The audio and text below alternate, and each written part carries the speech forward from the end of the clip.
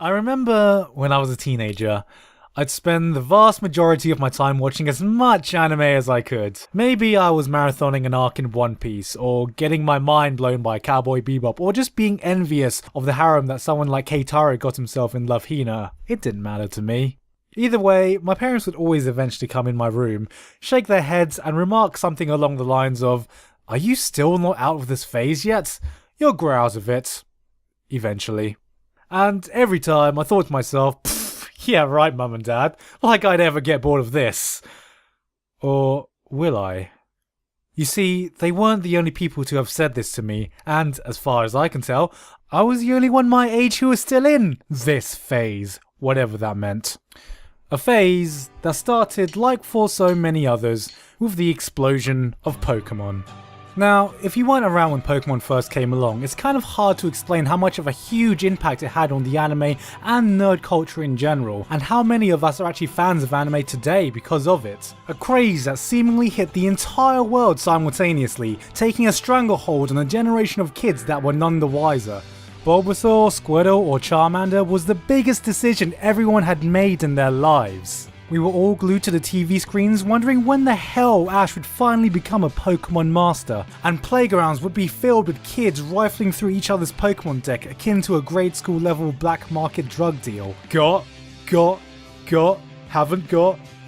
Oh damn, I always wanted that shiny, was all you can hear when you walk through, and it was great. But eventually the craze died out and everyone moved on. Everyone grew out of it.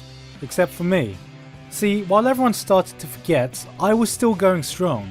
I would catch every episode I could, record them on my VHS player and rewatch them a million times until the tape burned itself out from rewinding so much. Hell, I even themed my whole room around Pokemon. But what was really important is that it opened the door to something new for me. Digimon, Cardcaptors, Dragon Ball Z, all these unique animations that were unlike any other cartoons that were available. And while I didn't know the exact name of what they were, I was discovering a new world I wanted to see more of. I didn't know it, but this was the start of my anime fandom. I was 12 years old when I got my first wake-up call. My pencil case that was filled with Pokemon-themed stationery was dropped, and the entire contents was spilled out in full view in front of a group of girls. And it wasn't just any girls, it was the popular girls. They looked at it, they looked at me, and burst out laughing, telling me I'd never get a girlfriend in my life if I haven't grown out of Pokemon yet. To this day, I have never felt so much shame for enjoying something I love. And from then on until just as I was reaching full adulthood, I never told a single soul that I liked anime. Thinking back, the ironic thing is, I was still a kid, liking things that kids should like. Unfortunately though, that's the way things were.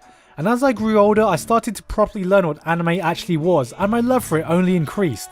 Every week I was discovering new shows better than the last, new universes to explore, characters to know, stories to get absorbed in, and I had to keep it all to myself, which at the time was pretty easy. I was that quiet kid in class that no one really noticed or cared for. I didn't have a group or clique. I wasn't part of any after school clubs or anything. School passed me by and that was it. I had nowhere to belong there. Maybe I never did. But to me, that was fine, because what I alone knew was that when the bell rang and I could go home, there was a whole nother world that I could be a part of. A fantastical world where you can be anything. Ninjas, pirates, samurai fighting against the greater odds, mecha pilots taking part in the most advanced wars you can imagine, or being at the center of a harem where girls are actually interested in someone like you. Of course it was in the real world, I knew it was in the real world, but the beauty of it was for a moment, for that brief period, it allowed me to just forget. It sounds stupid now, but some of the highlights of my adolescence was discovering my love for anime.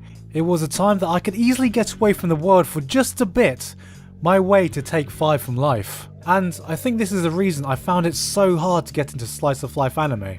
I couldn't wrap my head around why you'd want to watch a reflection of something I wanted to escape on. I just couldn't relate.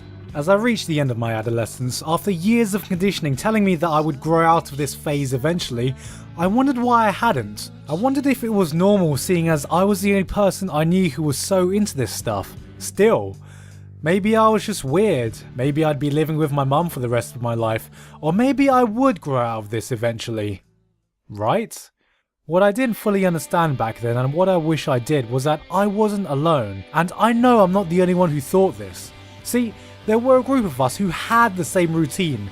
Doppelgangers rushing back to school to catch the latest episode of Dragon Ball Z on Toonami, mischievously staying up late to watch the elusive Cowboy Bebop on Adult Swim, or pretending to throw your tiara like you were part of Sailor Moon. If you were a girl, of course. The boys were just secretly miming the Kamehameha wave whenever they could. We all thought we were by ourselves. We all thought we were the only ones. But what we didn't realise was that these TV networks were speaking to a whole generation. A generation we didn't even know we were a part of until the internet gave us a voice, a whole community and a place to gather. Suddenly we saw there were others everywhere, just like us, hiding there all along. Not only in anime but every facet of nerd culture. Gaming, comics, cartoons, it didn't matter. We all wanted to be heard, and boy did the world listen. Being a nerd suddenly wasn't looked down on anymore. In fact, it was cool.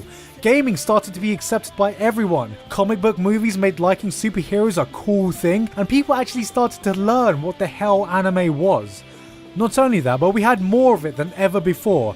Nerd stuff wasn't just being made by some old farts anymore. Nerd stuff was being made by other nerds, inspired by everything that came before them and who truly understand the audience they were appealing to, because they were one of us.